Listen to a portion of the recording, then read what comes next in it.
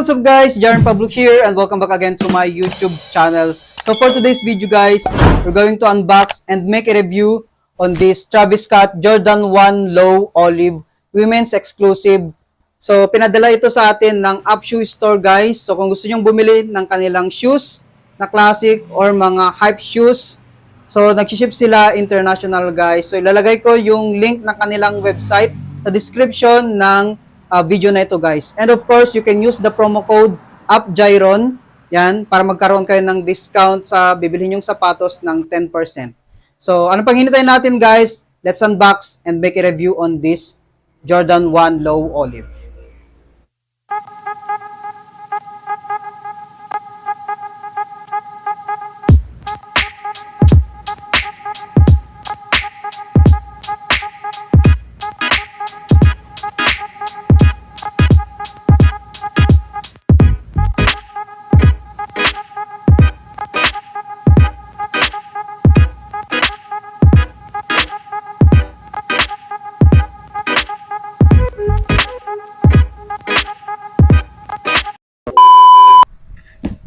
So ayan guys, umpisan na natin muna dito sa kanyang box. So yung box niya guys ay mostly gaya din ng mga nakikita natin na box ng mga Jordan 1s na shoes of course. And yung colorway nga lang nito ay off-white and then olive yung kulay ng Nike logo.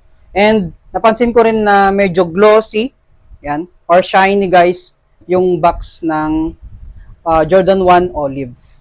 And then sa kanyang side, we have the logo of the Nike pa rin. Yan, Nike.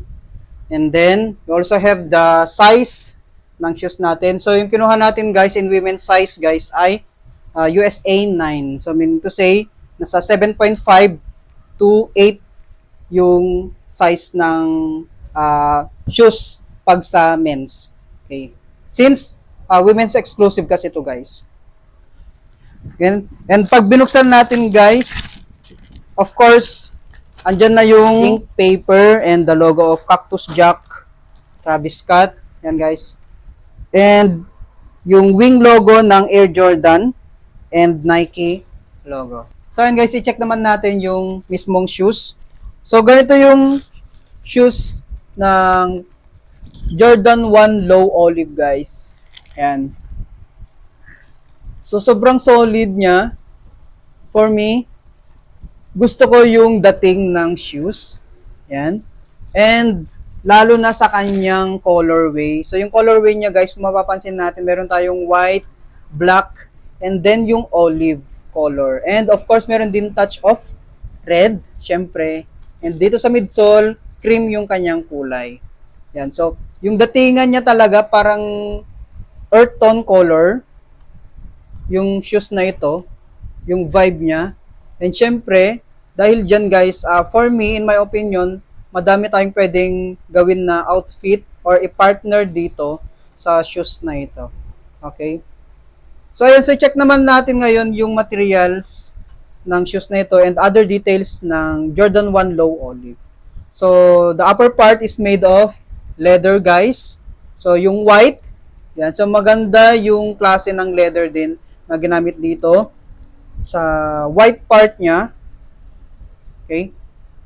And of course, yung black naman guys, ito yung medyo iba yung details na nagpaganda rin sa shoes na ito. So yung leather niya guys, yung sa black ay nubuck leather. Yan. So kung hawakan mo or syempre kapag tinitignan natin, malalaman na natin na iba talaga yung klase ng leather niya. So para siyang suede type. Yan. Suede type yung kanyang leather dito, nubuck leather sa black. And of course, sa kanyang swoosh naman, yan, reverse swoosh natin, ganun din, may pagka-suede type din siya, this one, in olive color. And sa kanyang other part naman, sa kanyang inner part, so mapapansin natin, gaya ng ibang Jordan 1 Low na Travis Scott collab guys, meron pa rin tayo makikita dyan na Cactus Jack. Yan. Cactus Jack, and then the Nike swoosh in olive color, and sa tang, we still have the Nike Air logo, and then Cactus Jack sa kanyang side. Yan. Naka-embroidered. Okay? And isa pa na nagpaganda and other details dito sa shoes na ito guys, is yung klase ng lace niya. Yan. So yung klase ng lace niya guys, ay iba. So wax lace yung kanyang ginamit dito guys. Okay? Yan. So pansinin nyo guys, medyo glossy siya tignan and mas manipis yung klase ng kanyang lace. Okay? Wax lace. And sa kanyang heel tab naman guys, yan sa likod. Itong pair na to guys, meron tayong makikita pa rin na wing logo ng Jordan na naka-embroidered. Yan.